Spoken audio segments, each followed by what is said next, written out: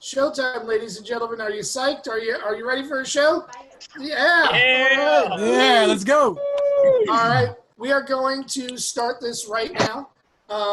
And I couldn't think of a better way to start this than with our host for the evening. He's also one of the founders of the New York Underground Comedy Festival. And you may recognize him from his own special called Living Large on Amazon Prime. Put your hands together. Help me welcome Mr. John G. John G., ladies and gentlemen. Hey, everybody, how we doing? All right. So welcome to the New York Underground Comedy Festival's Second Chance show. Now, that doesn't mean that we're second rate. This is a great group of comedians. You're going to have a great time. It just means that we opened up another chance for more people to be involved. That's what it is. So, yeah. So how's everybody faring through this pandemic? It's crazy time, right? Like, most people are talking like they want to get out of it, but, you know, I don't know. I've been thinking about a lot of different things. Like, there's some things I actually want to take with me out of the pandemic, you know, like the price of gas. I don't ever want to go back to paying the price of gas again. It's just what it is. It's a great price. And also the fact that I haven't even bought more than a tank of gas in the last month. It's crazy. It's crazy. You know, I want to take that with me. I like the fact, you know, like being alone is kind of troublesome, but I also like the fact of people don't bother you as much. So when you're kind of like antisocial sometimes, it's actually good because you don't get bothered. So things I don't want to take with me, though, I definitely don't want to take the food situation with me. Oh, my God. I don't know about you guys, but I've been cooking for myself, and I suck as a cook. It's the worst. So I've been cooking the same 3-4 meals every day, you know, every day. I'm sick of cheeseburgers. I'm sick of egg and cheese sandwiches. I don't know. I think I'm so sick of it, I actually lost 20 pounds during this. You think I'd get fatter? I don't know. And, you know, so it's just that. But, you know, and losing weight doesn't help me in my other part-time career. Because if you guys haven't guessed, you know, from the beard and everything else, you know, I have a little part-time gig. You know, I play Santa Claus. And it actually started out kind of funny. I was on a comedy stage one day. And I'm doing a great set, and I think the comedy booker's going to come over, and she's going to give me more work. And instead, you know, what happens is she comes over and says, "Have you ever played Santa Claus?" And I'm like, no. And she looks at me and goes, "Hey, it pays $150 to $200 an hour. Ho, ho, ho, I'm in." You know? I swear. You know, and I did a lot of things as Santa Claus. I had some fun. I did some stuff with some kids. You know, sometimes the kids, you know, they cry, they're brats. The parents want to get them off your lap and stuff fast. But, you know, sometimes you do some crazy parties. Like I did this commercial party one time where they actually had me go around and throw these little plastic balls at people and make fun of people as Santa Claus. That was pretty fun.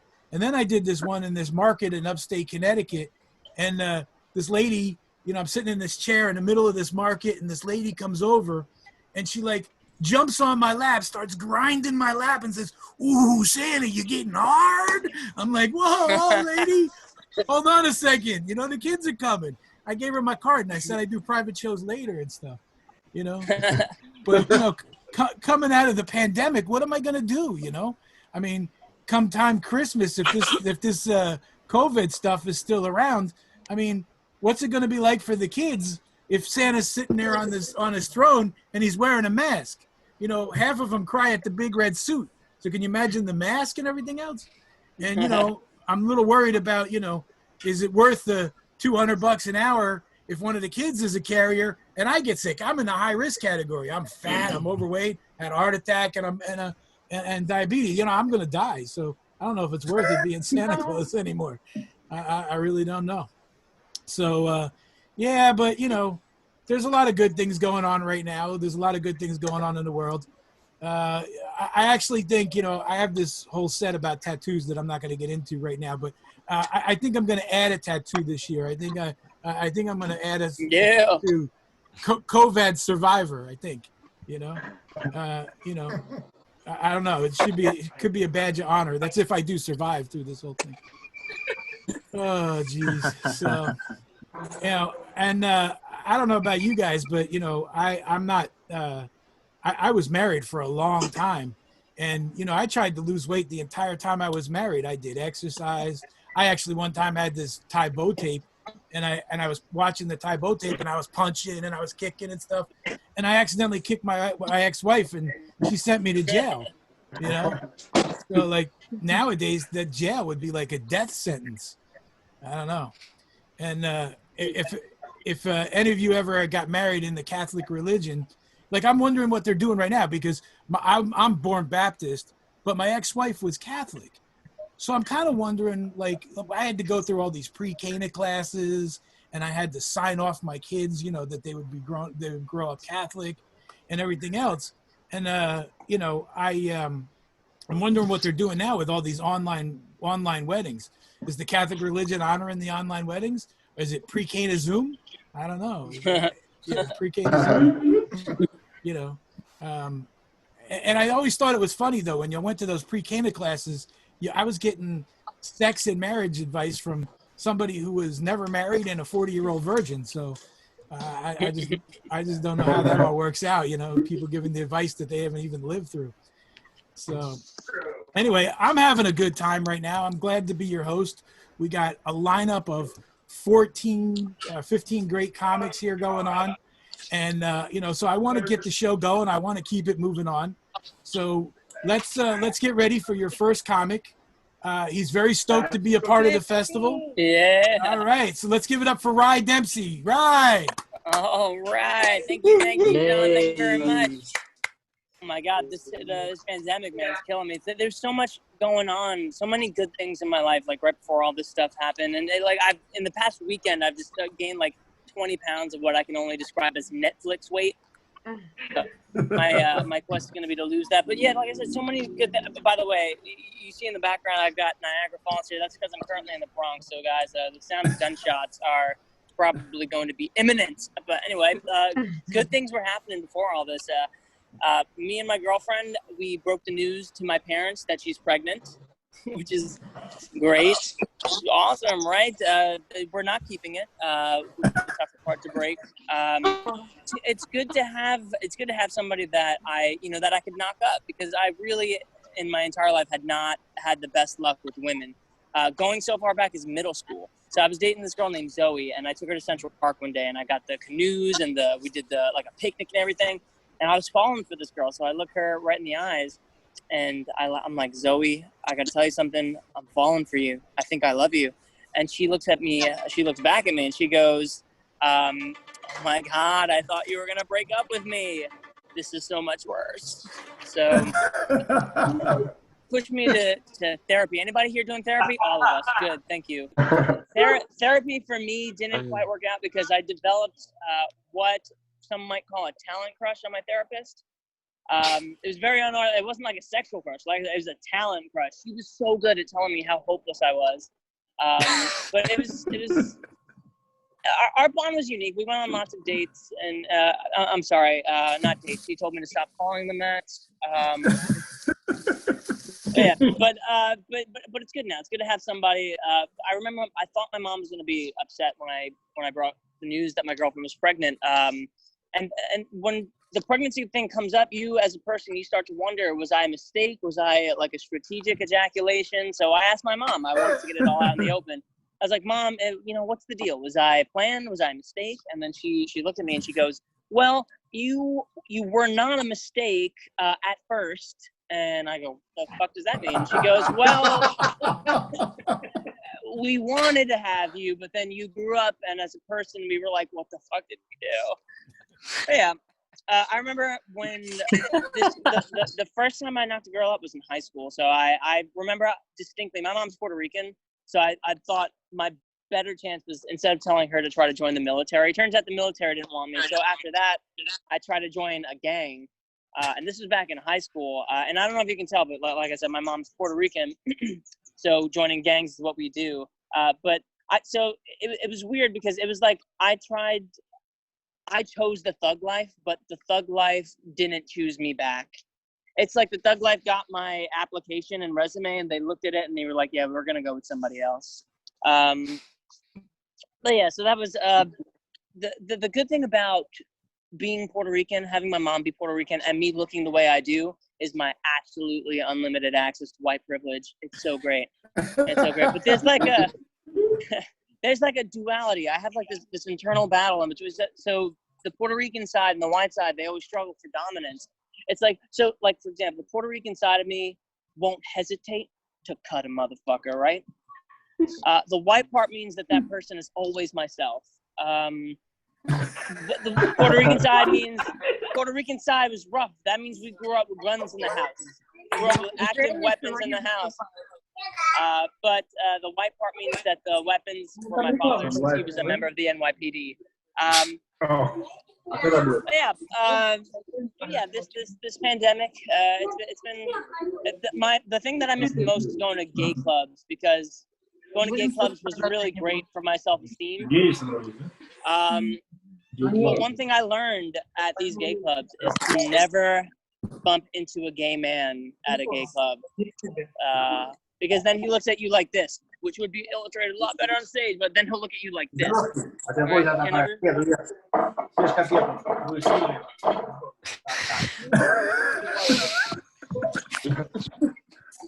That works better on stage, trust me. But according to my alarm clock, that is my time. So thank you very much, guys. Thank you to Jim for. All right, everybody, give it up for Rye. Give it up for Rye Dempsey. You did a great job out there in the Bronx. Hey, I relate with you, Rye. You know, you talk about wondering whether or not you were a mistake or not. My birthday's January 1st, and if you take 9 months off of that, that means I was conceived on April 1st. April Fools. I don't know. Was I a joke? Maybe. So let's give her up a big hand for the actress and comic who has a special on Amazon Prime, Happily Ever After, Jenya Starcev. Jenya! Yay! Hi, guys. So, question again. Have you seen this TV show on Netflix where naked Henry Cavill takes a bath? What's it called? Who cares? It should called Naked Henry Cavill Takes a Bath. Like, they say it's the Netflix's answer to the Game of Thrones. Like, I don't know. I haven't seen the Game of Thrones because, well, there's no naked Henry Cavill taking a bath there, because that's my new requirement for a TV show. Then naked Henry Cavill has to take a bath there, okay? Like, seriously? No, I'm serious. I haven't watched the Game of Thrones, I swear to God. Though I've been called so many times Sansa Stark that now I'm writing a book called How to Spot a Drunk Nerd at a Local Pub. Coming soon to your local pubs as soon as this is over. Obviously, I'm not from Westeros, but I am from land of fire and ice, well, mostly ice, and dragons. Well, one dragon, his name is Vladimir. I've lived in this country for about 20 years now, and to this day, people are asking me if I'm a spy. Listen, if I were a spy, I surely picked the worst cover in the history of international espionage. Struggling artist. Like, KGB sent me to America. They were like, Jenya, we need you to blend in, stay low, maybe get a job at Walmart. I went to Walmart and I said, fuck this shit. I want to be rich and famous. Well, I guess that didn't work out. Well, because I'm not a very smart spy, am I? It's okay. I don't have to be smart because I'm pretty. Well, isn't that disturbing that in the 21st century, the woman's appearance is still considered to be her greatest asset? Yeah, like, you can run for president of the United States, but people still going to be like, oh my God, what was she wearing for the presidential debate last night? Well, I guess I'll have to vote for an old rich white man who is a rapist to replace another old white rich man who's a rapist. Hashtag, this is ugly. Well, speaking of ugly, I think when you called ugly, it's like the worst insult you can say to a woman. Like someone's calling you a bitch, you're like, yeah, and someone's calling you stupid, you're like, well, yeah, because I'm pretty. Also, my IQ is higher than your credit score. But someone's calling you, ugly. There's no comeback to that. Like, the only thing you can do is just cry in front of the mirror for an hour, right? And then start GoFundMe campaign to get a plastic surgery done. Yeah, your contributions will be greatly appreciated. Thank you. Anyway, women are concerned about their looks. That's true. We're very concerned about our looks. But listen, this is not our fault. Not our fault at all, because that's how we've been raised. That's how generations and generations of women have been raised. Like, since the early age, our parents were reading us fairy tales. And all these fairy tales, they go like this. There was a girl, she was very pretty, blah, blah, blah. And then she met a prince, and he fell in love with her because she was very pretty, blah, blah, blah. And then they lived happily ever after. Listen, the prince never falls in love with a girl because, I don't know, she's like kind to little people, right? Like, it's always because she's pretty. Actually, in one particular fairy tale, the prince falls in love with a girl while she's literally in coma. Yeah, it's all about the looks. Little Mermaid has to trade her unique talent for looks. Because guess what? Half women have fish with a unique voice belongs to a freak show, not a royal palace, okay? But listen, it gets worse. It gets worse with fairy tales, all right? Like in this one particular fairy tale, the prince falls in love with a girl because she's pretty. And then after she leaves the soiree, he completely forgets how she looks like. Okay, so he makes every single woman in his kingdom try her shoe on. I mean, I don't even know where to begin, but first of all, gross.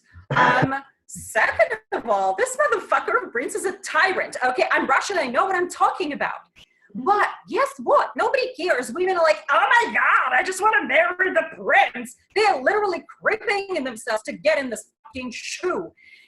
And this is the lesson that we women learn from a very early age. And that is, a pair of good shoes can change your life forever. Thank you so much, guys. I'm Jenya Starcev. Keep going for Jenya Enjoy the Starcev. Yeah. She did a great job. Little technical difficulties, but it's the modern world of the technology, and that's where we're at. We really enjoyed it. Thank you. Thanks, Jenya. It was really good. Thank you. Give it up again for Jenya. All right. Your next funny young comic is doing his Second Chance Festival debut here. Let's give it up for Mr. Derek Hickey. Derek. Woo! Derek. Oh, hey. All right, Derek. So it's interesting because the first trip that I actually took, well, post-pandemic basically, was a trip to Ireland. And, the things that I miss most about it is not just the fact that I was traveling, but I really appreciated the differences between, the US and Ireland. And the things that I appreciated most were the little things. You pick up a newspaper or something like that. And, over here we have the sports section, politics, current events. And a lot of those same sections are the same in Ireland. But do you guys know what they call obituaries over there? Oh, why did he die? Did he die? Did he die? Did he die? Did he die? Did he die? Country music is Christmas music, but with even more unrealistic storylines. But I would say though, that's just a statement I had to say basically. But I think a really tough thing today for comics is writing bits based off Netflix shows, because as soon as you feel good about it, the show's outdated. They've moved on to season 8 of, Love Island, whatever. But I'm stubborn, so here we go. Has anyone seen the House on Haunted Hill, that show at all? And it's okay if you guys haven't seen it as well, because I can summarize it in one sentence. White people complaining about owning a second property. Because imagine going up to someone on the street and saying, hey, listen, I want to give you a gorgeous 18-room mansion, adorable breakfast nook, love the charcuterie boards, the full mix, but it might be haunted. you know what that guy down on his luck would say to you? Oh, I get to see ghosts indoors now. But I would say I feel like they would feel a lot better than having to face the kids on the L and doing the Showtime tricks. But another thing about me was, growing up, the thing that I loved the most, the thing that I cherished above all else was the color red. Elmo, Power Rangers, even red washcloths. Like if I saw it and it was red, I wanted it in my life. It was mine. But the only problem was the single highest percentage chance of killing me was the fact that I had a highly sensitive allergic reaction to red food coloring. I'm not sure at what age you're supposed to tell your kids, no matter what, sometimes in life, if you love something enough, it'll still try to kill you. But all I know is I walk through Target nowadays and I still have flashbacks. Like, goddamn fucking dog. This isn't more of a question for everyone, but if Waldo from Where's Waldo and Carmen Sandiego ever really met, how would any of us know?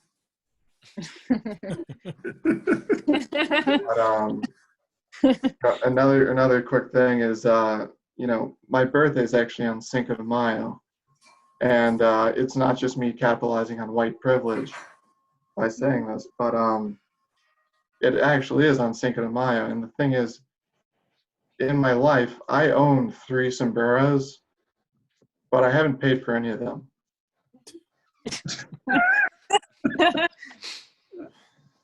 Ay, caramba. But, the last thing I would say is I talk a lot about my childhood because, I blacked most of it out, so I have to talk it through in therapy. But the thing is, though, growing up, I also had a terrible, terrible reaction to any sort of liquid medicine. If you gave me liquid, like cough syrup, whatever, I would immediately give it back to you. And, my mom found out about that pretty well. She wasn't into the Grateful Dead until after she got her tie-dye shirt from me. But, she came to a solution. She talked to my doctor and she said, hey, listen, he's not taking any liquid medicine. What can you do to help? And basically what the doctor said was, here's one medicine I can give to your son so that he doesn't die. Oh, some really good smelling air comes. And the thing was, he was like, give him pills, give him the chew, something he could swallow. I still wouldn't take those. So she started hiding basically my medicine and my food. So from the age of probably like 3 to 13, I was a golden retriever. But I think that's all for me today. But I've gotten lost in every one of you guys' eyes, and I feel like we've all fallen in love. So, if you can find me, come find me, because my surroundings tell a lot about where I'm from. So, thanks, guys. All right. Give it up for Derek. Great job, Derek. Where do we find you, Derek? I think you already know. I'll find Derek in my dreams tonight. All right. Awkward. Telepathically, we will all be there. All right. So let's keep this going. I think we're doing a great job. Everybody's doing a great job. So our next comic, you've seen him at Gotham Comedy Club. Let's give it up for Ben Mannix. Ben. Yeah. There's Ben. There he is. Yeah. I'm Ben. I'm an actor and a comedian, which means my grip on reality was already tenuous before the pandemic even started. And also I'm really good at causing and diffusing tension. I always think the compliment, he's a comedian's comedian, is really funny, because I know it always comes from a good place, but I can never not hear it as just, oh yeah, that guy, he's he's the real clown's clown. You know? Because we had the first clowns for like the groups of people and the royalty and stuff, and they do a good enough job. But when all those clowns come together to, you know, get drunk and do drugs, as clowns are wont to do, then we get the clown's clown. We get the clown for the clowns, and he's funny in his own right. You know, sometimes he goes to honk his clown nose and he doesn't. He's real subversive like that. You know, he has the flower that shoots the seltzer out at people, but it just shoots a bullet and it kills you. Yeah, his clown car is just a 2006 Ford Fiesta. You know, it's compact, but it's just not what you expect for a clown car. Anybody? Is anybody here reading a lot during quarantine? Reading just a lot of depressing stuff for no reason whatsoever, just cause. I've been reading a lot of Edgar Allan Poe personally. I think the funniest Edgar Allan Poe story, hands down, it's Cask of Amontillado. You know, because like imagine just being the other guy. You know, you're just so blasted by the time you just arrive at your own party that when you're confronted by this goth clown who's you've obviously slighted, you're completely unfazed when he says that he's going to get a mutual friend of both of yours to taste some dope wine that he just got. Your first reaction is, no, this is my wine. I need to taste that wine. So you make this goth clown drag you into some abandoned catacombs of an abandoned castle. So to get drunk on what Google tells me is a medium dry sherry, which honestly doesn't really seem worth the effort. You know? So while you two are wandering around, again, abandoned catacombs, which might I add, are just more confusing basements. This clown guy tells you that he's a Mason, and you're so gone, the only thing this could possibly mean is that he's a Freemason. Yeah, he's a member of the secret society that you're not supposed to tell anyone you're in. He's telling you that. Yeah. And by the time you actually find the wine, you're so fucked up, you can't even like see 4 feet in front of you. So you're just clawing at the wall. And you're so desperate, you don't notice this dude chain your arm to the fucking wall. You don't notice he's building a wall behind you until he's like 4 rows deep. How drunk do you have to be? I've never been that drunk.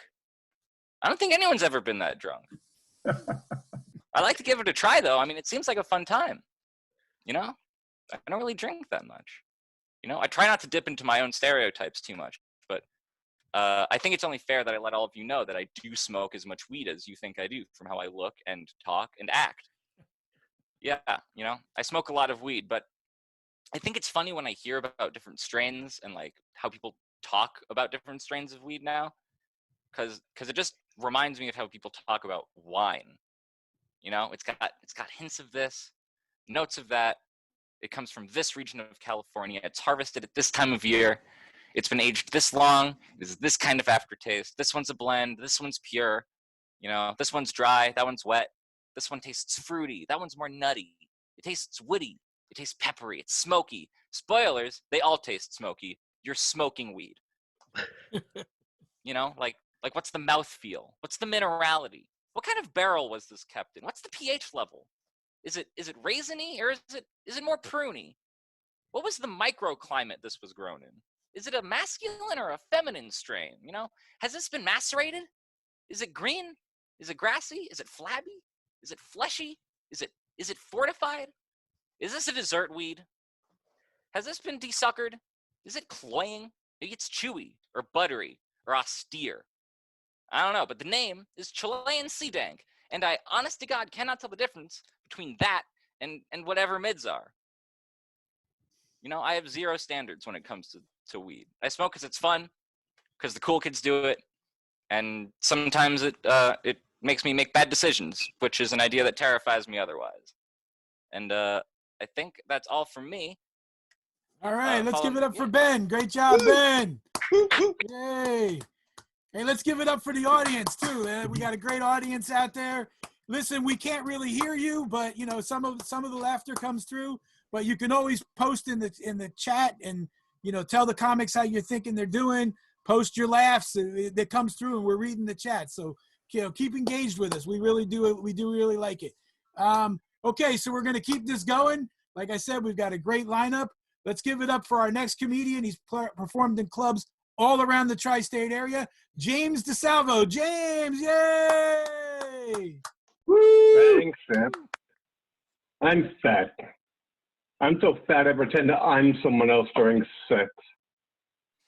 I wasn't always like this thin. I used to be fatter, 325 pounds.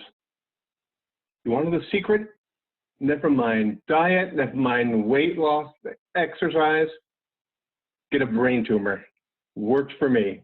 Lost 80 pounds. Of course, there's some drawbacks. They had to go under my lip to go to the brain. The lips are so swollen, I look like a Kardashian. Half the Lakers tried to fuck me.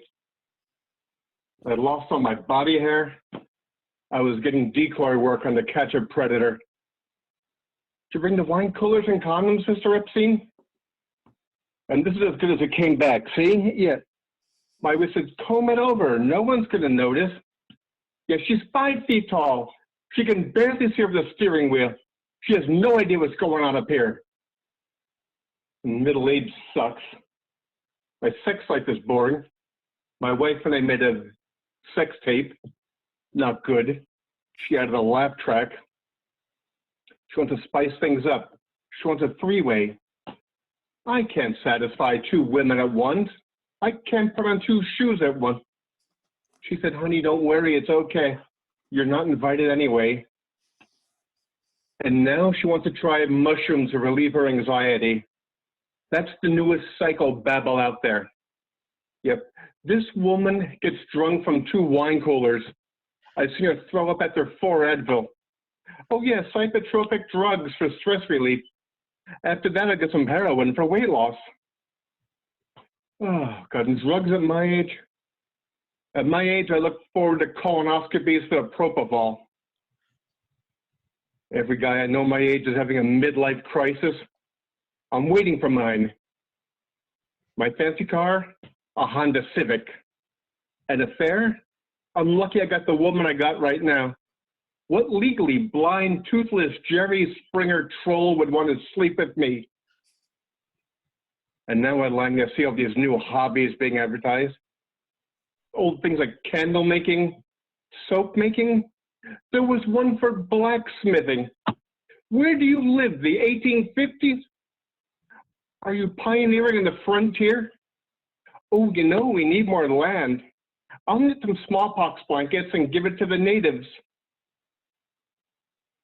Bernie Sanders looks like every unmasked Scooby-Doo villain. I would have gotten universal health care for everyone if it wasn't for you meddling Republicans. I was thinking about my childhood the other day. Well, I grew up in a poor black neighborhood with this pearly white face. We had junkies in the stairwells. There were drag queens on the street, hookers in the corner down from my building. I grew up in a Lou Reed song. And there was so much drinking and drugs in my house. So needlepoint did not mean making a quilt. I was 11 before I knew that Jack Daniels and Johnny Walker were my uncles. I could make a whiskey sour before I latched. All right, thank you very much. Hey, James, good job. Give it up for James, everybody. Hey, and I see everybody in the audience is posting some comments. They're coming through great. Keep it going. Please keep it going. All right, our next comic. He plays Dr. Will with the New Media Comedy. He's a good friend of ours. He also produces shows for the at hospitals for the Gotham Comedy Foundation. Let's give it up for Wilson McDermott. Dr. Will! Woo! Thank you so much, John. I always wanted to do an escape room. I just didn't think it would be from my apartment. As bad as this pandemic is, I have finally figured out how to live in New York City and save money at the same time. And honestly, I'm glad this is a Zoom comedy show, because thinking back on all the times in clubs when the microphone bumped up against my mouth is giving me nightmares. The pandemic has definitely changed my perspective on things. I used to think doomsday preppers, homeschoolers, and germaphobes were whack jobs. Now I think they should run for public office. So I accidentally shaved my head a couple of weeks ago.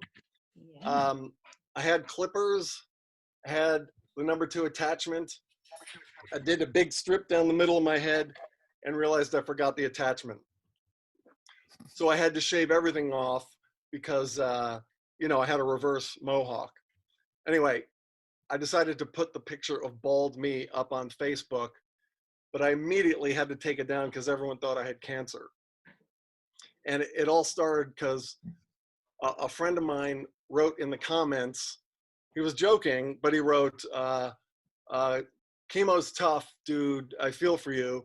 And then every comment after that was something about me having cancer, like, stay strong, or, hey, my cousin had cancer, hang in there. So I took the picture down, and then I had to message about 25 people to tell them that I don't have cancer and I'm not going through chemo. Well, I didn't learn my lesson. I put the picture of bald me up on Instagram. That wasn't so bad though, because that picture got a lot of love from bald guys. Like most New Yorkers, I have a love-hate relationship with the subway. I mean, let me clarify. By love-hate, I mean pure hate. If I never have to step on a subway again, this will all have been worth it. You know, I have to admit, I didn't expect that food would be so abundant during end times. I'd love to hop on a scale to see how much weight I've gained, but I'm afraid I'd crash through the floor. Anyway, I don't know how much grocery shopping you're doing, probably a lot, like me. You don't know mass hysteria until you've been in a Whole Foods that just ran out of oat milk. Am I bored? Yes. Yesterday, I spent 3 hours watching TikTok videos on how to turn an old sock into a face mask. This is the result. Anyway, I'll gladly wear a face mask. I mean, given the alternative.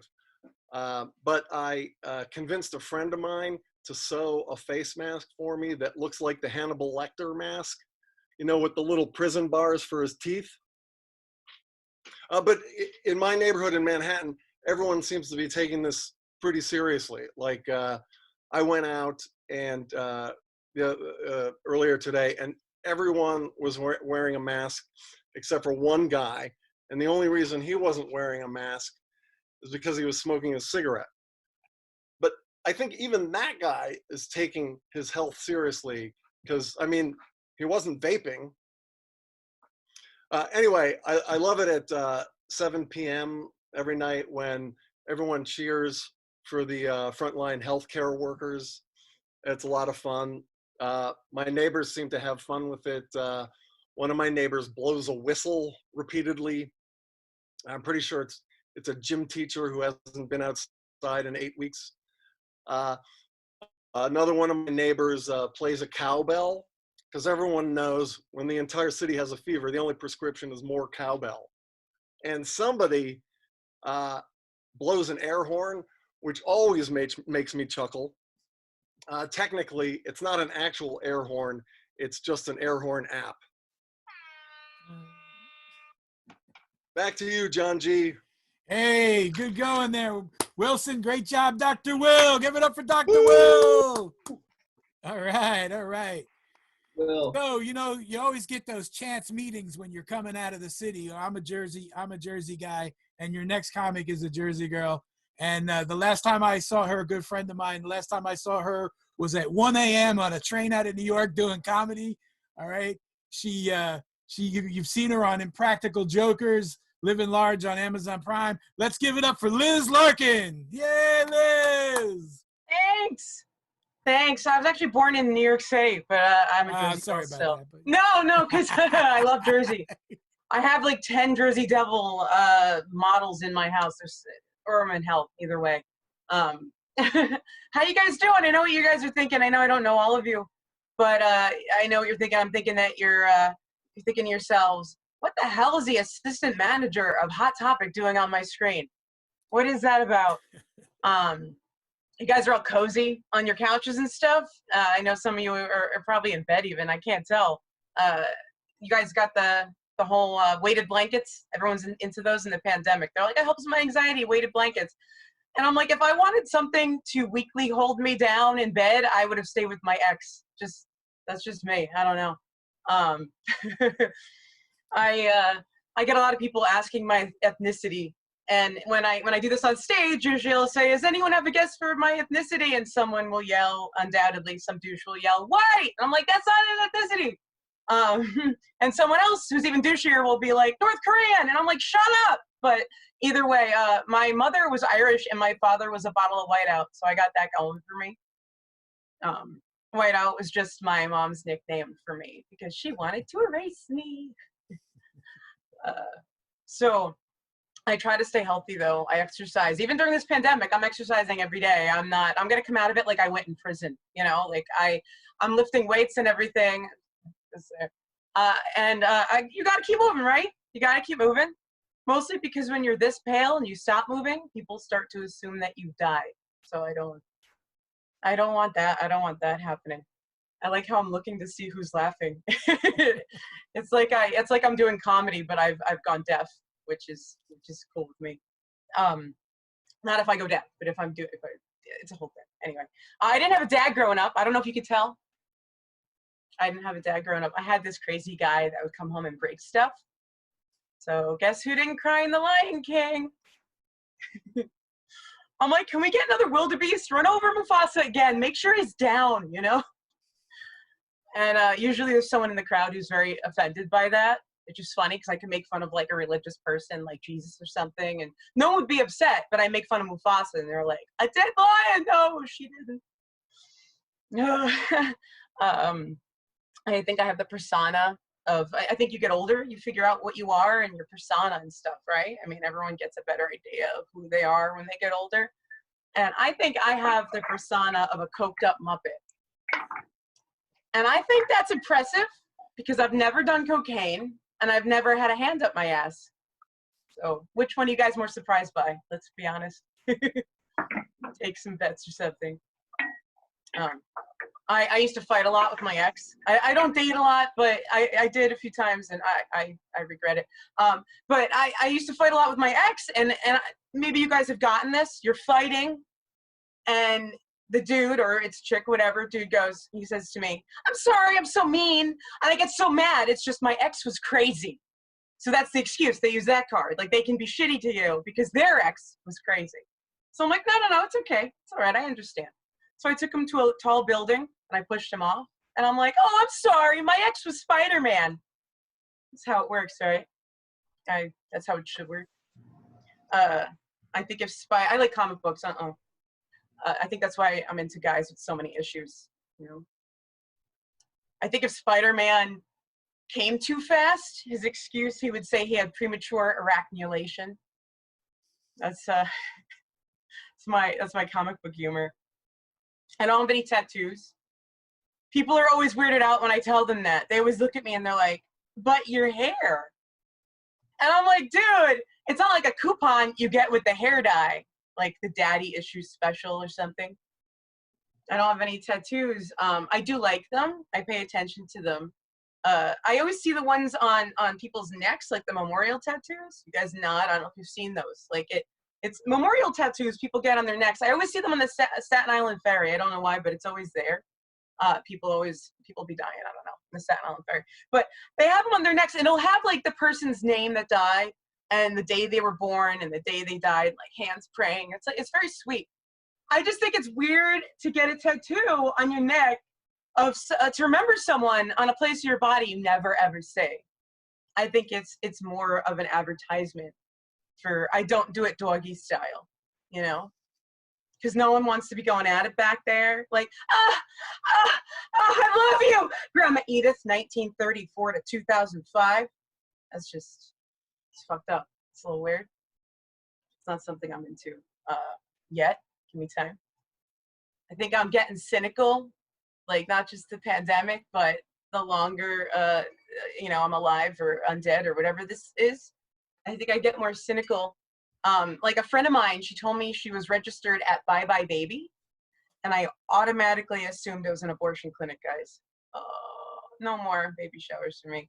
And I'll give it back to John. Thanks, guys. Hey, give it up for Liz. Great job, Liz. Hopefully Miss I you get to guys. run into you on a train sometime soon, you know? I hope so. Santa, my favorite Santa. Oh, thank you. Thank you. All right. Great job. Give it up for Liz again. All right. We're going to keep this right on rolling. We still got a bunch more to go. So let's give it up for our next comic. He co-produces open mics and charity shows in Brooklyn called Peer Pressure Comedy. Let's give it up for John Fox. Come on, John. All right. So just a little bit about me. I actually am also half Puerto Rican. Yeah, if you don't believe me, it's fine. Nobody does. A lot of people look at me and go, really, Joey from Friends? I don't think so. I don't think so.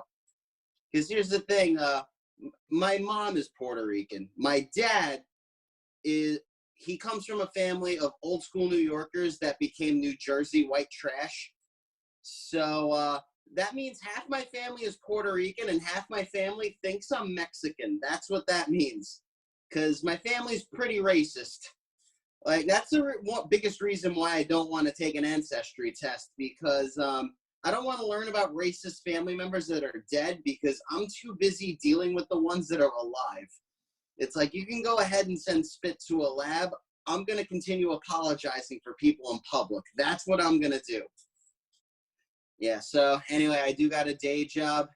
I actually work for my dad in construction. Yeah, and here's the thing. When you work for your dad, you're either one of two things. You either are trying to get into the family business or you're just not smart enough for another job. It's always one of those two. Yeah, and like, I still remember a few months back, I had to go to a sexual harassment training for work. Yeah, do you know what it's like to be forced to go to sexual harassment training by the guy who also gave you the sex talk? It's very uncomfortable. Like, the guy who hired someone to tell me that you should never force your behavior on anyone is the same guy who told me, when you see your moment, take your shot. I'm like, Dad, what the fuck am I supposed to do with this situation right here? Is like everything you told me growing up a lie at this point? What the hell? Like, the guy who hired someone to tell me that everyone in the workplace deserves to be treated as equals is the same guy who told me that it doesn't matter what color they are, they're all pink on the inside. Yeah, that's something my dad once told me in a casual conversation. And I'm like, Dad, if you're going to keep shouting out random crap every time the Mets are losing, we can't watch baseball together anymore. This is starting to get ridiculous. Yeah, I learned this from working with my dad all these years. He doesn't do background checks. I've just figured this out. And for a while, I thought it was just me. Like, I thought that I was in an office full of professionals, and in one cubicle is his son who likes to black out on a weeknight. That's what I thought I was into. But apparently, no. Apparently, if you can bullshit with my dad for an hour, you have a job. And here's what I found. Here's what I found out about my dad's work. Like, I used to work, apparently a few months ago, I used to work with a guy who was robbing banks on the side. That's what I was dealing with. Yeah, apparently all you have to do to rob a bank is you can just go up to the counter, slip a note and say, I'm robbing you, and then just walk away with $1,000. And all my coworker did was put a different hat on in each bank. So one of my coworkers ended up sending his info to Crime Stoppers, and Crime Stoppers responded with, oh yeah, we had this guy's information for weeks. Yeah, apparently snitches can't get stitches if everyone's ratting you out, apparently. Yeah, so we ended up telling my dad, and instead of him saying, oh, I need to, up the ante in the interview process, he said, wow, I know how to pick him, and then just walked away like nothing happened. I'm like, Dad, what the fuck are you doing? You didn't just hire a guy who asked you for a job. He asked you for a headquarters. How are we tied into this is what I really want to know. Yeah, so I've actually been doing better dating-wise. Like, my love life's still terrible. It's like I'm going on more dates, but I still relate to Weezer lyrics. Does that make sense to someone? Someone definitely relates to that. Like, I actually found an advantage on dating apps, and on dating apps, women don't know that I'm drunk. Like, that is the biggest advantage I found on dating apps. It's like, would you rather go to a bar, slur your words, and then get thrown out, or would you rather just get unmatched and be called a creep? Like, I'd rather just get unmatched easily. And like the thing is, I've actually been talking to a girl for the past few months, and things are going well. But when things go well, I'm like, I can't introduce this woman to my family because my mom, my mom's a Puerto Rican woman from Brooklyn, so she's extra nosy by trade, and my family's white trash, so they think I need to get married. The younger, the better. Like, I think that's a terrible thing to think because it's like, just go right into marriage because I still don't know the answer to the question, at what point do you tell a girl you still watch pro wrestling? Because that's a relationship step I've never figured out. That's all I'm going to do, guys. Thank you. Hey, give it up for John Fox, everybody. All right. Thanks for all those comments coming through in the chat. Let's keep them coming. Yep. It never fails. With the name John, I show with somebody else named John. It's like always, all the time. And tonight we have 2 Johns and 2 Bens. Anyway. All right, let's keep this going. Listen, we've got a very funny guy. This guy is Tennessee's own Quit Playing Jones. Come on, Jones, everybody. Y'all, how y'all doing tonight all the way up there in New York with the colds and shit?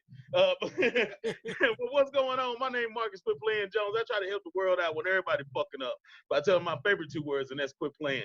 So everybody say quit playing. One more time, quit playing.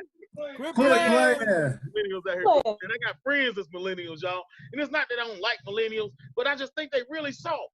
You say something to them, they need therapy. They get mad, they need counseling. Then they got all these allergies and they want to be thugs. And I'm trying to figure out how the fuck can you be a thug and you got a peanut butter allergy, goddammit? What you gonna do, rob me with your EpiPen? Come behind me sniffing and talking about, give me your money. I'm like, no, I'm gonna give you some Benadryl, you snotty nose bitch. And being an Uber driver, y'all, I don't know why I hardly ever Uber black people. I don't know why. But the white people that I have Uber, the young dude, we be riding around downtown. He be like, man, I be like, damn, that girl look good. He be like, yeah, I'm gonna eat her booty. And I'm like, on the first night, I think you need to let her prepare the plates. You don't want to be fucking with no leftovers. You know what I'm saying? And, one morning you wake up with some corn in your teeth and you're trying to figure out where it came from. And everybody always talking about a lot of stuff. But, eating booty is something that happened way back in the days. If you think about it, how the hell can the forbidden fruit be an apple and we still got apples? I don't think the forbidden fruit was an apple. I think Adam got caught eating ass. That's what I think will happen right there. And God was mad about it. You know what I'm saying? He looked at Adam in his face. He said, Adam, I did not make your lips to eat booty. And then Adam looked back at Jesus. He said, but the booty is so juicy. He said, but Adam, next time I catch you partaking in the booty plate, I'm going to splice thee and you and Eve going to die. He said, no reason to get gangster. So God goes back to the heavens. Adam don't know what to do. He been eating booty his whole life. He was the first booty eater ever. It was before toilet tissue. He still went all the way in. He didn't give a damn. I'm telling you. So, he starts to go through booty withdrawals like a crackhead. He scratches his face. I need to eat booty. I need to eat booty. And Eve ain't helping the situation now. She's running across the field, and that little leaf in the crack of her ass is just hanging out. And he's like, Eve, let's hide behind these bushes. Eve was like, okay. So he hides behind the bush. He starts eating the booty again. God comes back from the heavens. And Adam looks at Jesus. He said, Jesus. And he said, Adam. And then Adam's like, no. Shakalaka-laka. Adam dies with a spell on his face and doo-doo on his teeth. And that's the beginning of time. You know what I'm saying? It's lyric. It's logical. You can believe me or not believe me. But y'all don't want to eat ass. I don't. You know what I'm saying? You know more than I do. You know what I'm saying? Yeah, man. I never thought. I'm being a fat person. And one thing I learned, when you're getting too fat is when you wake up in the morning and hurt yourself, hurt your leg, because your other leg will land on top of that motherfucker. It's time to lose weight. It's not nobody else's fault that you that fat. Stop trying to blame it on things. Talking about, I got a thyroid problem. Now, thyroids, you can only have 2 of them. And they can only weigh 35 to 40 pounds a piece. You 550. I'm telling you, you're the biggest thyroid I've ever seen in my life. Some things has got to change. Being from the country, I'm from a small town, y'all. My town's so small, you got to holler at your grandmama before you holler at a girl because you don't want to be fucking with your sister or your cousin. You know what I'm saying? Shit like that can happen. Roll Tide. But back to the situation, because, see, you don't want to find out too late because you be at the family reunion and they give you a chicken and they give you a mashed potatoes. And then the girl that's serving the potato salad is the girl you had sex with last night. You look at her like, what the hell you doing here? And then she look back at you and she like, hey, Marcus. And I'm thinking to myself, man, this Alabama shit ain't all that bad. My cousin got some good coochie. Roll Tide. Yo, that's what it is from being from Atwood, man. You know, I have a lot of things going on in my life. I used to think I was crazy as a kid because I had a thing for Miss Piggy. When I was a kid, I used to get mad at Kermit because I had a thing for Miss Piggy. I thought I was messed up. I didn't tell nobody about it. But then I found out why I had a thing for Miss Piggy. I was down in Mississippi doing a comedy show, and this girl tapped me on the booty. And when I turned around, I didn't see her. I looked down. I said, "Oh, little midget girl." So then she was like, "You want to smoke?" I was like, "Let's go smoke." So we go out to the car, and she got a Cadillac Escalade sitting on 28s. She opens the door. The door opens, a little ladder fall out, she climb on in there. The moral of the story is that I had sex with a midget. That's what I'm trying to tell you. And it ain't that bad. You know what I'm saying? I'm just telling y'all that. I know some of y'all like, what the hell? Shut up. You got to give midgets need love too. It all goes good where I'm from in the hood. But dang, I want to thank y'all for having me tonight. My name is Marcus Quit Playing Jones, and y'all have a good night. Tennessee representing, I'll holler. All right, Tennessee representing. Marcus, Quit Playing Jones. Great job, Marcus. Whoa, give it up for Marcus. All right, all right. Now we're going to switch it over. Here we got our next performer. Performed in a lot of comedy clubs throughout New York City. He was a co-host of Occupational Hazards on WBAI Radio, and you've seen on NBC's My New York. Let's give it up for Chanel Futrell. Chanel! Thank you.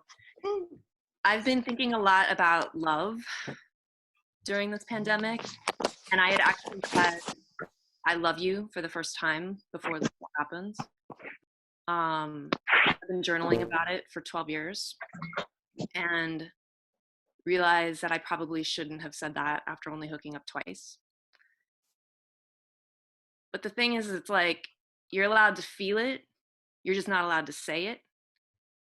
And I want the love of my life to have a love story like The Notebook. So I always create grand gestures for girls that I like. And that was the case with a woman that I sent a singing Elvis telegram to on Valentine's Day. And I put a lot of thought into this.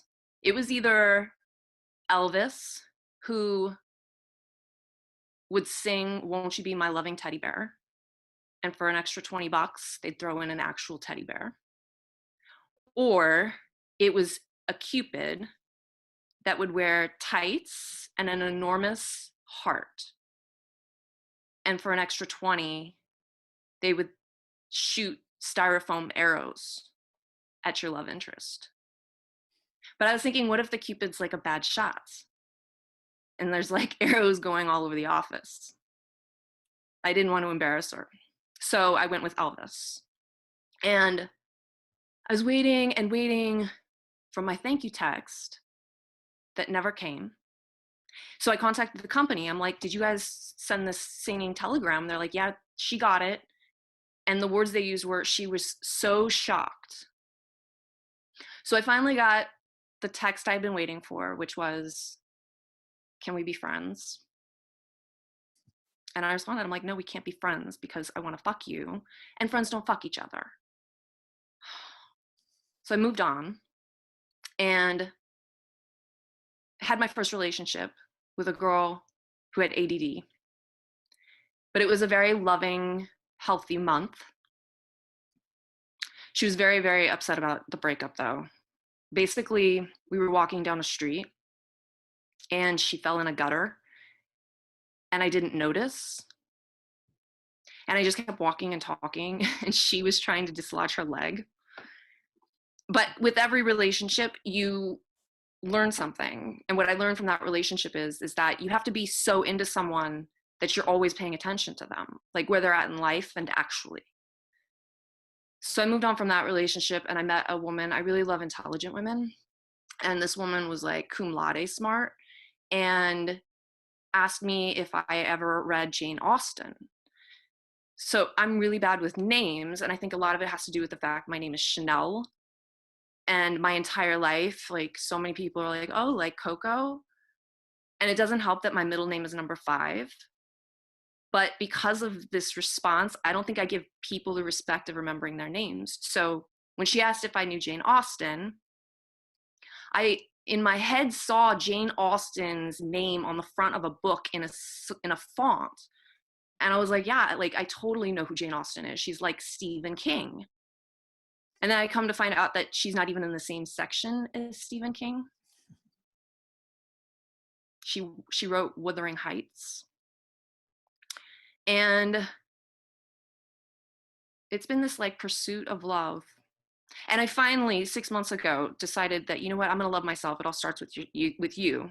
You can't be like constantly giving other people. So every single day I'd be looking in the mirror and I'm like, you know what? I love myself. I love myself. I love myself. And my roommate saw me and he's like, you know what, Chanel, you could be so much more humble. But the thing is I am humble because that's what makes me great. And now here I am, this great, I worked so hard at getting my dream body, and I am in quarantine with a 64-year-old gay man for all of eternity, just thinking about love. But thank you, Jim, for having me on your festival, because this is a lot of fun and you've all been really great tonight. Thank you. All right, woo, give it up for Chanel. Great job, Chanel. Nobody ever sent me a singing Elvis telegram. I'd really like that, actually. It'd be fun. Anyway, showing my age. All right, so let's keep this going. You guys are do great audience participation. We really appreciate the chats, and we're going to keep this going. Your next comic is a writer, actress, and from New York who thought it was a good idea to move to Georgia during a pandemic. I don't know what she was thinking, but you can find her on television playing either a mean cop or a crying mom. Let's give it up for Isabel Perry. Isabel! Hey, guys. So I've been shopping around for a new therapist, and the whole exercise is like super draining. You know, it just makes me want to take my negative emotions and my anxiety and like just accept the hostile takeover, like all terms. And it's all this like introductory work, like sifting through different specialties and modalities, figuring out schedules and copays, and all in hopes of finding that magic island between like an awesome listener and a bullshit caller. Because some therapists are like, I just want to hear from you. And I'm like, no, I hear from me all the time. That's why I'm here. And on top of it all, I'm looking for a Black woman therapist. Every single one of them is booked for all eternity. Because in the past, I've had white women and white men as therapists, and, you know, but my appointments became teaching sessions. Like, this is why what Karen said was racist. Now I'm sitting back, watching the clock, like, shit, that took 25 minutes and I still have to pay you. Or I have to explain all my cultural references. Like, I used to think I was a Khadijah, but deep down, I'm just a Sinclair looking for her Overton. Now I'm going through the chat. I'm looking for all the Black faces because I know you guys got that joke. So here we go again. It's from Living Single, a huge hit in the 90s featuring an all African-American cast. You guys can watch it on Hulu, okay? White or Black, though. White or Black therapists, they all ask like the same introductory question. They're like, so what brought you here today?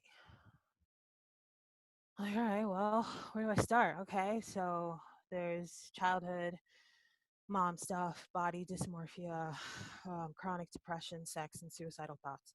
Don't worry, those last two, they're not related. No, they're not related. And just an FYI, if you mention suicide in an intro call with a therapist, like, shit gets really intense. Be like, hold off until like session 2 or 3. And every time I speak to a new therapist, it's like reliving all of this like trauma, just like over and over again, which reminded me of something that a friend once said. They were like, shopping for a good therapist is like shopping for a good pair of jeans. Also, spiritually draining. You know, you got to go through all the jeans specialties. Sometimes the jeans are named after people like Guinevere or Dahlia, or they've got different descriptors like boyfriend jean or weekend jean. A weekend jean. You know what a weekend jean is? A weekend jeans are for people who can afford weekend homes. They're for people for whom summer Fridays were created, where you clock out at 1 so you can get to the Hamptons on time and you don't have to sit through weekend traffic with all the commoners. Then they're all like the fits. The fits of this jeans, you have like straight leg, slim, skinny, tapered, boot cut, bootleg, flared, baggy, classic, easy, carpenter, low, mid, high, mom, and curvy. And don't worry, they're not all going to fit the same no matter what fit you get, because you can get them over the thighs, but then they don't fit over the hips. And then you can get them on completely, but then they're trapped at the waist. And then sometimes you can't even get them past the ankles.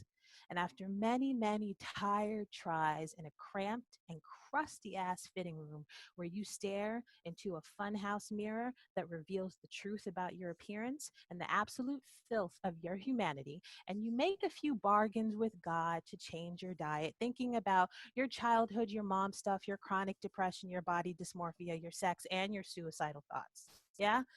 Except with jeans, those last two things are like definitely related. That's it for me, you guys. Thank you. Hey, give it up for Isabel. Great job, Isabel. Great job. All right, we got a few more to go here, and you're gonna love it. You got it. You guys are sticking around. We really appreciate that. Keep going with the comments in the chat. Really great audience tonight. On behalf of the New York Underground Comedy Festival, we really want to thank you for coming here to the Second Chance Comedy Festival show. Like I told you before, these are all great comics, and I think you're seeing that. So let's give it up for the next comic.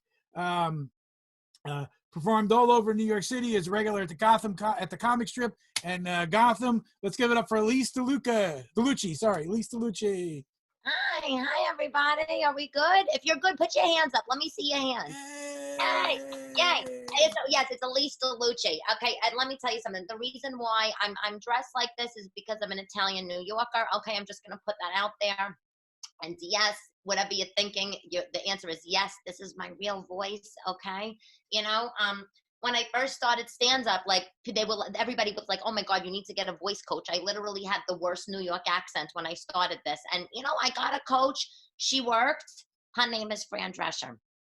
But actually, it's not Fran Drescher because she quit. Because who blame her for quitting? I mean, it's a voice you have to get used to. But anyway, listen. Let me see. I'm scrolling around at everybody's faces. We have an attractive crowd. Liz Larkin, you look like you're sitting on a royal throne. I love that.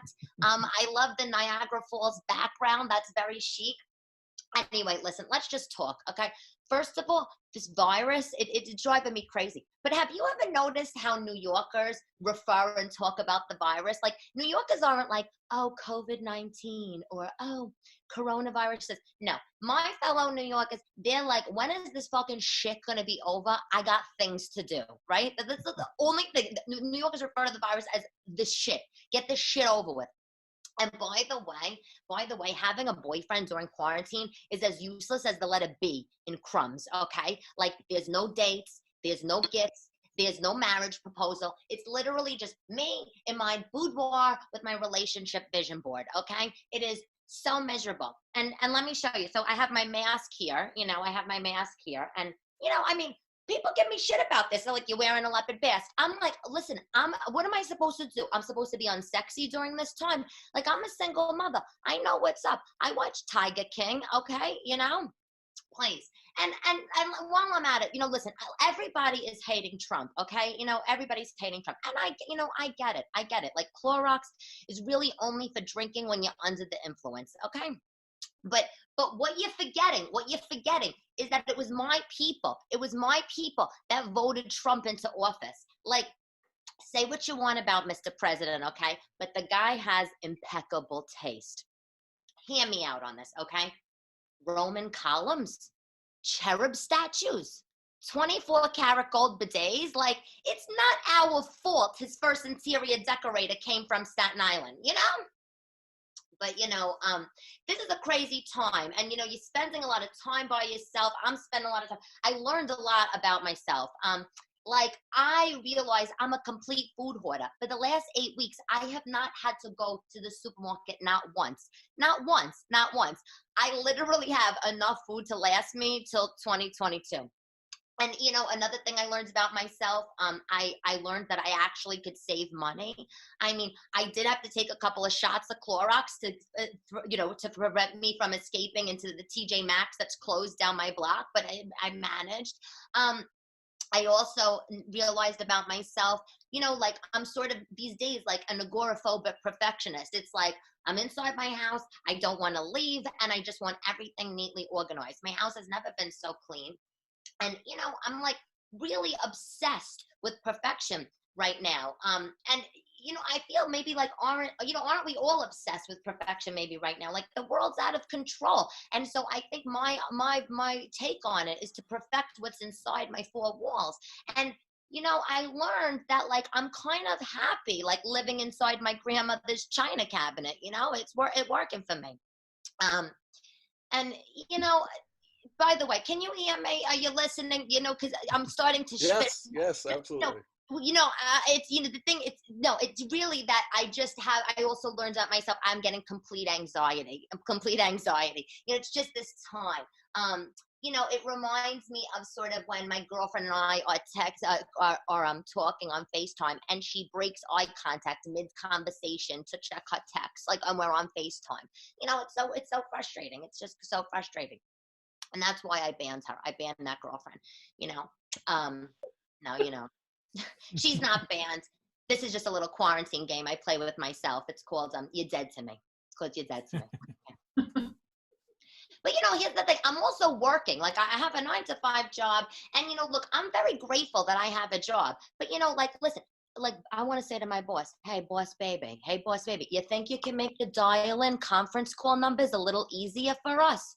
Like, really? You think you could do that? I got a phone number. I got a meeting ID. I got a passcode. I'm over here like Russell Crowe in A Beautiful Mind, Post-it notes all over my house, and I'm using up all the juice on my rotary phone. I can't get it through. It's too hard, you know? And on the work note, like, I'm getting all these pitch emails in my work account, like, people trying to sell me stuff. Like, why are you trying to sell me your printer? What are you selling? The economy's in the tubes. Nobody's got any money, and I don't want your printer that's going to be delivered in 2025, okay? But anyway, listen, all I'm going to say, I'll close with this. Yesterday, I put on the leopard mask, okay? I went to UPS, and they weren't open. It was noon. I sat outside. The guy shows up, the guy who works there, and he shows up at 2 p.m. And I said, the sign says 12. I'm waiting out here with my boxes 2 hours. He goes, yeah, I didn't feel like coming in. I'm like, you didn't feel like coming in? There's 36.5 million unemployed Americans out there. I'm sure they'll be happy to take your job. I'm Elise DeLucci. Thank you, everybody. Hey, keep it going for Elise. All right, great job. And I love the leopard mask. Keep it. Yeah, great job. All right, we're going to keep this going. We got a few more to go. Let's give it up. Coming to you from Brooklyn and living out even more of his bucket list wishes. Let's clap our hands and give it up for France Caillou. France! Thank you, John. So I'm remarried with 4 kids in New York City. Just fucking stupid. Like, who gets remarried and has 4 kids in New York City? It's so expensive and it has no worthwhile payoff. My wife makes sure we don't waste anything. We even compost in our backyard. She makes sure that we're all sustainable. You would think we were living in like the early 1900s during, I don't know, a pandemic, and hoping that we have enough kids to live long enough to take care of us.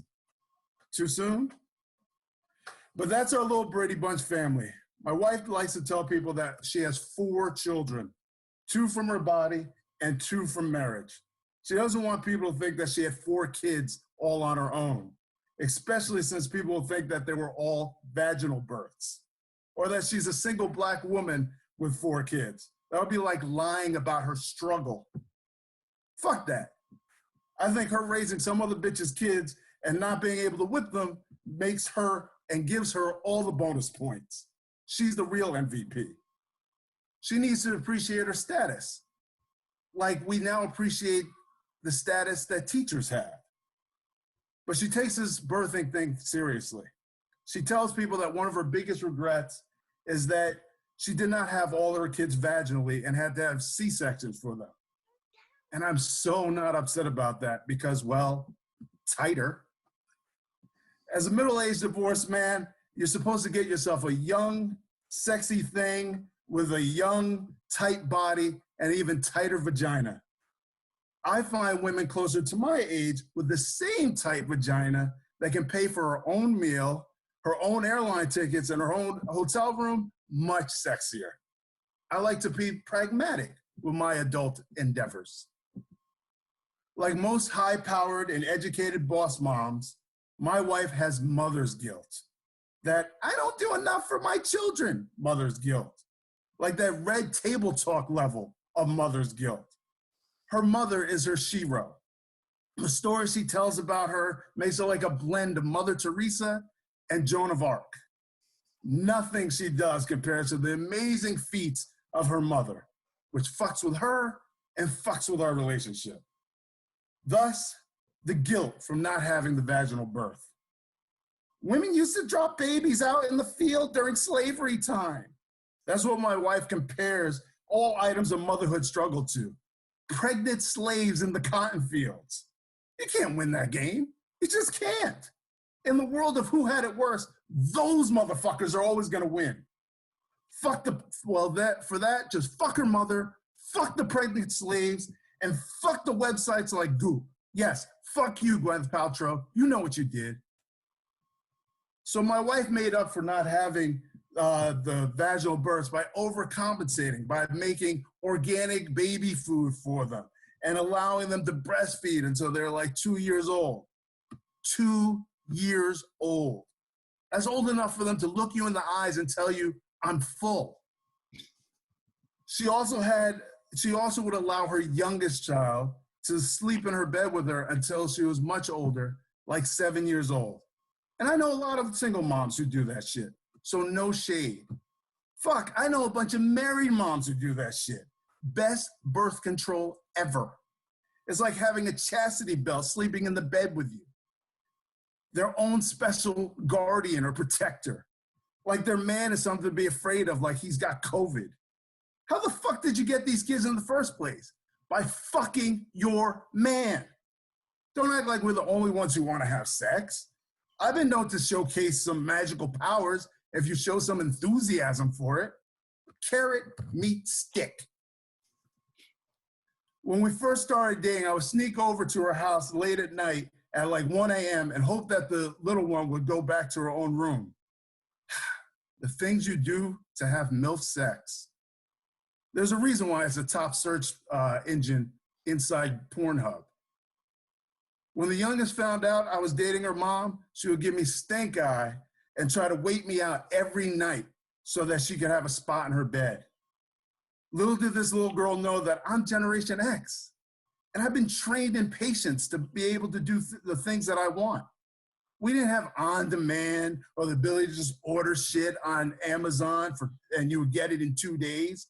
You literally had to stand in line for Star Wars tickets. You had to eat all the Cracker Jacks inside the box in order to get the prize.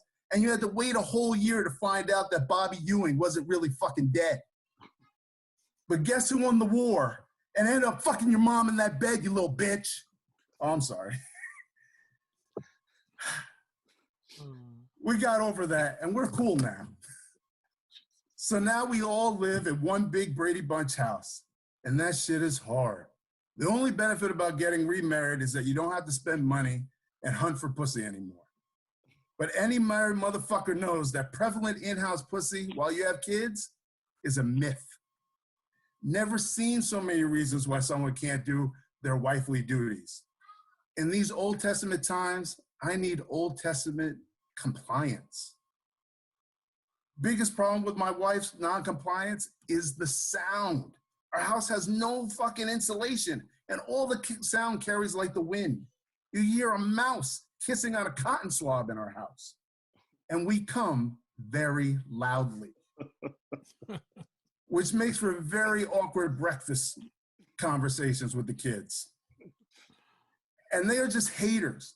I guess because they don't get the fuck in the house, we don't get the fuck in the house. How's that fair? Why do I need to tiptoe around just because we're trying to fuck? That just means we're either in a loving relationship or we fight fuck a lot. Either one is a good lesson for them to learn. I heard my parents fucking all the time as a kid, and they still together over 47 years later. They didn't care, and who heard them, and they're proud of it. My wife's birthday is coming up, and the kids are pitching in for a gag ball. True story. They already are doing their research. I'm not opposed to it, but I hope they buy her the good shit from Babeland or Lalo. That's a shameless brand plug for all of you potential sponsors out there, because I'm looking for a fucking job. Not the cheap plastic shit that I'm going to have to replace quickly. One, it's her birthday, and she deserves quality sex toys.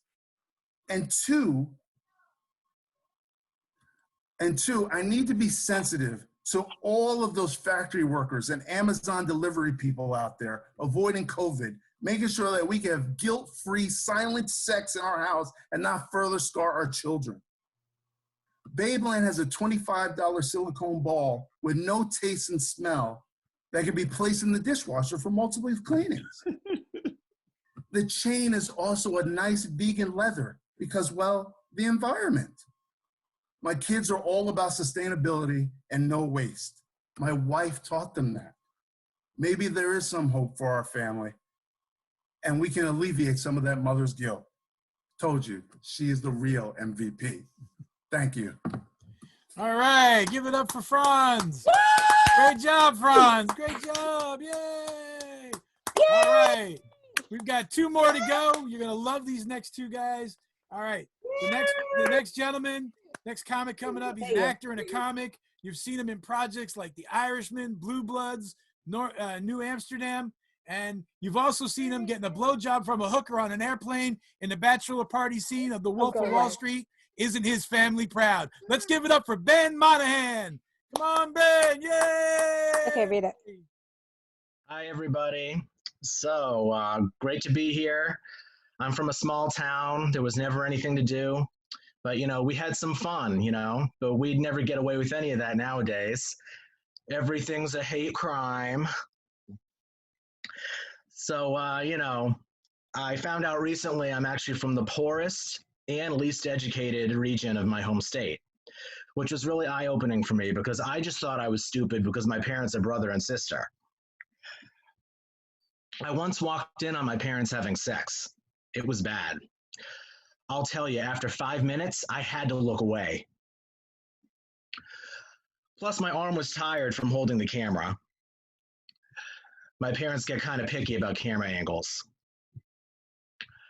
So, you know, this quarantine is making me really cherish my health. You know, it kind of reminds me of how unhealthy some of my relatives were, you know, in the past.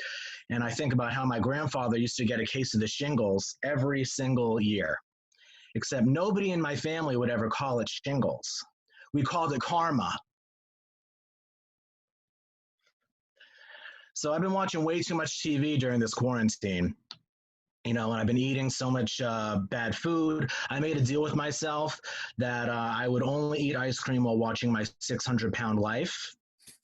And now I just cut myself instead. You know, I've been watching some bad movies too. Like some of these Fast and Furious movies are horrible. I mean, the plot line of Fast and Furious 7 alone is so bad, it's literally the worst thing that's ever happened to Paul Walker involving a car.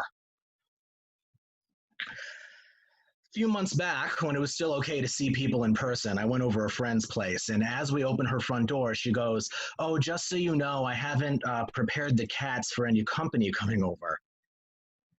I'm like, that's fine, we'll just eat them raw. She has an amazing apartment, though. I mean, it's cheap, and it's a huge place. I said to her, "How did you get this?" And she goes, "Well, there's certain parameters for living here. In order to live in this building, you have to have a history of homelessness, you have to be mentally ill, you have to have a history of unemployment and substance abuse, and you have to be under the age of 24. And I thought to myself, damn it, I wish I was under the age of 24. Part of my problems in life are just that I'm so sexually frustrated. I haven't had sex since I was 3 years old. That's when my parents fired the babysitter. I still miss him. Believe it or not, I need therapy. Started seeing a therapist a couple months back, but I mean, I don't think it's really helping because we've been seeing each other every week for 2 months and we still haven't had sex. And I've showed up in a sluttier looking wedding dress every session. This guy's an idiot. Like most people, I haven't been able to forgive Chris Brown since that little incident with Rihanna years ago. Every time I hear one of her songs on the radio, I think, Chris, all you did was slap her around when you could have killed her. Think of all the years of horrible music you could have spared us. Speaking of crappy singers, a few years ago, Michael Bublé said he refused to make any new music until his son recovered from his cancer treatment. Unfortunately for us, it looks like his son's gonna live. Last time I smoked crack, it was bad. I could barely drive. And I couldn't even hear myself think over the dozens of hysterical children on the school bus I was driving. Don't judge. We all came out okay. And by all of us, I mean the 4 of us who could swim. I'm just kidding. That didn't happen. I actually haven't been under the influence of crack since about 15 minutes before I was born. Like most New Yorkers, my apartment has some issues. The water pressure is not very good. When I take a shower, it feels like I'm getting pissed on by a squirrel. Luckily, I have a pretty proactive landlord, and now when I take a shower, it feels like I'm getting pissed on by a squirrel and a chihuahua at the same time. The other day, a friend said to me, maple syrup tastes like my childhood. I said, if your childhood tastes like maple syrup, you definitely weren't at the Neverland Ranch the same summer as I was. My name's Ben Monahan. Thank you very much, everybody. Hey, everybody give it up for Ben. Good job there, Ben. Great job. All right. Well, we appreciate all you guys sticking around. And now here's your treat. Here's your headliner for this evening. He was on the last season of The Last OG. He originated the role of Mr. Duval in the Broadway musical Mean Girls. Let's give it up for Rick Younger. Come on, everybody. Rick, yay! Thank you. I feel the love, everybody. This is cool, doing comedy without hearing laughter. It's not that strange for some of us.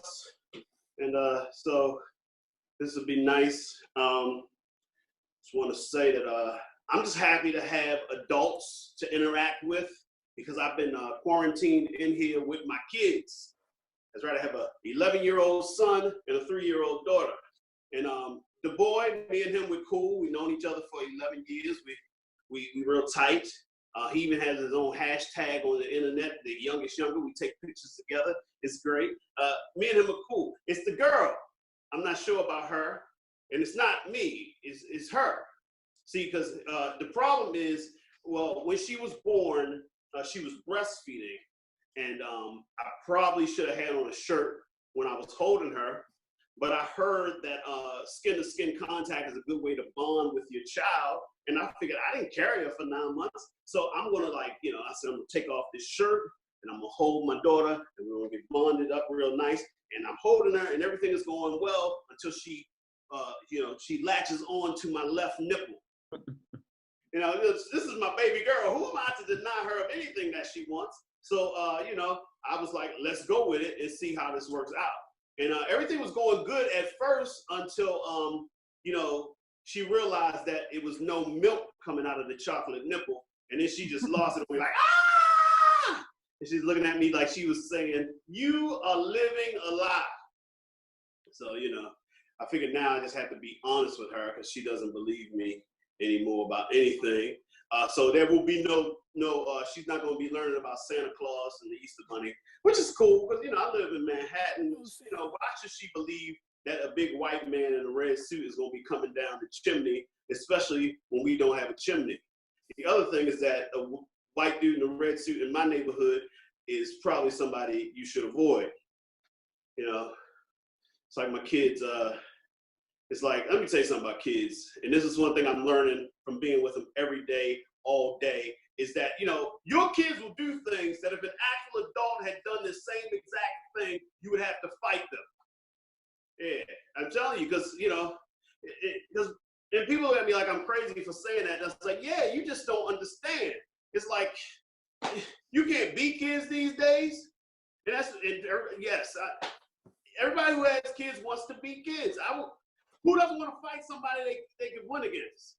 You know, but it's like, I'm telling you, my son, he does things. Matter of fact, back when he was little, perfect example of something that he did that made me want to fight him right then and there was that when he was working on the whole potty training thing, he was sitting in my living room watching his favorite TV show, Yo Gabba Gabba.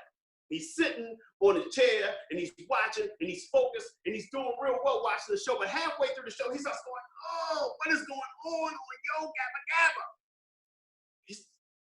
He stands up and he is pooping in his pants. Now, he decided he did not want to poop on him in this diaper, so he stood up in the middle of my living room and he pulled down his pull-up, the diaper, whatever the hell he had on at the time. He pulls it off and he drops a huge hunk of shit in the middle of my living room. Now I have to explain to him that he cannot drop a huge hunk of shit in the middle of my living room, but I can't say the word shit and I can't hit him. So I'm gonna be like going, "Why did you poop on my? Oh, don't you ever poop on the rug? Oh, I wish this was the 70s. I wish this was the 70s." Oh, so yeah, my kids are biracial. Tell you, it's really something watching black parenting and white parenting come together when you're trying to raise kids. You know, like, but I relate to my kids because I come from an intercomplexional marriage. Y'all probably never heard that term, intercomplexional marriage. That means I have a light-skinned father and a dark-skinned mother. And, you know, most people don't understand how that can be a hard thing to deal with. But you don't understand how hard it is growing up in the 70s when your father and brother look like DeBarges and you and your mother look like pre-surgery Jacksons. So, like, oh, man. I'm just glad that y'all are hanging out with me. You know, I brought my mic just in case this started to feel awkward, because right now I feel like I'm just talking to myself. But fortunately for me, I'm just glad because this is like therapy. You know, but you know, this is cool because you know this reminds me. I feel like a lounge singer right now. How lucky can one guy be? You kissed her and she kissed me. But yeah. I started out as a singer, but I had to give it up because, you know, well, here's the problem. My problem was that I have musical ability, but I have a warped mind. So yeah, you know, it's like I was like back in college, I'd be writing songs about my balls. My buddies would think it was hilarious. Women thought I was stupid. I'm like, you'll never find dong dong dong dong balls as big as mine. Dong dong dong dong balls that care about you like mine do. I'm not bragging on my nuts, baby. There's no ifs, no buts, no maybes. You're gonna miss my nuts, girl. You're gonna miss my nuts, girl. You're gonna miss my nuts, baby. The midnight hour, baby. You're gonna miss my nuts, girl. You're gonna miss my nuts. See, but that song right there, that song would totally fit into the musical landscape of what's going on in R&B right now. Yeah, because that was my genre of music, R&B. And, you know, at this point, I think R&B stands for random bullshit. Yeah, because I can't believe the things that R&B singers are singing about these days. I'll give you a perfect example. Well, there's an R&B singer. His name is Miguel. He has a song called Pussy Is Mine. It's a real song. It goes like this. Tell me that pussy is mine. And women are going crazy like, it's yours, Miguel, it's yours. I just love sharing that because I like to see the reaction on white guys' face. I'm just scrolling through to see what the white guys are, how y'all are reacting. Because that's a black guy thing. Whose pussy is it? White guys, y'all don't ask that question during sex. Whose pussy is it? No. See, that's how slavery messed us up. We just want to own something. Yeah, see, black guys. Think about it. The first guy who asked that question, though, he did not get the answer he was looking for. He's like, whose pussy is it? Whose pussy is it? She turned around and said, it's Mr. Jefferson. Master Jefferson. He said, fuck Master Jefferson. I hate him. I got your Declaration of Independence right here, Master Jefferson. Too soon? No. But Miguel is not the only one. One of my favorite R&B singers, Brian McKnight, went off the deep end. A couple years back, Brian McKnight put out a song called If You're Ready to Learn. And the song was like this. I got lots of things to show you. If you're ready to learn, let me show you how your pussy works. This is a real song. I'm like, Brian McKnight, how are you going to tell her how her pussy works? You are a man. You do not know how a pussy works. Matter of fact, ladies, I don't mean to burst any bubbles in here, but no man knows how a pussy works. We got a few ideas, but we don't really know. Matter of fact, every man is doing to your pussy what he thought worked on the last pussy he had. He's like, does this work? Does this work? But yeah, if Rhyme McKnight is doing that, I think it's time for he and I to collaborate. Because I'm like, yeah, man, I could work with you, Rhyme McKnight. Matter of fact, I want to go back and I want to remake your hits. Matter of fact, I want to go back. Let's remake Back at One. Girl, I want you to know that I'm about to come one. It's time to do the do two. I'm taking off my shoes. 3. Girl, it's plain to see that I'm about to suck your titties. 4. Repeat steps 1 through 3. 5. I'm getting down on my knees. If ever I believe my work is done, then I'll start back at 1. All right, I think that's my time. If it's not, I'm gonna say it's my time. All right, give it up for Rick. Great job, Rick. Serenading us at the end there. Well, that's going to be the end of our show. But before we go, I'd really like to mention all the comics again. There was Rye Dempsey, Jenya Starsif, Derek Hickey, Ben Mannix, James DeSalvo, Wilson McDermott, Liz Larkin, John Fox, Marcus Quit Playing Jones, Chanel Futrell, Isabel Perry, Elise DeLucci, Franz Caillou, Ben Monahan, and Rick Younger, and me, I'm John G. On behalf of the New York Underground Comedy Festival, we really thank you for coming out. Make sure you check out our website. Go check out all the stuff that we have online at the New York Underground Comedy Festival.com or NewYorkUndergroundComedy.com. There's a lot of great content out there, probably a lot of great comedians and a lot of great filmmakers. So thanks again for coming to the Second Chance Festival Comedy Show. Have a great night, everybody. Thank you. Thank you, everybody. Thank you. Goodbye, everybody. All right. Audience, you were wonderful. Thank you. Bye, guys. Thank you.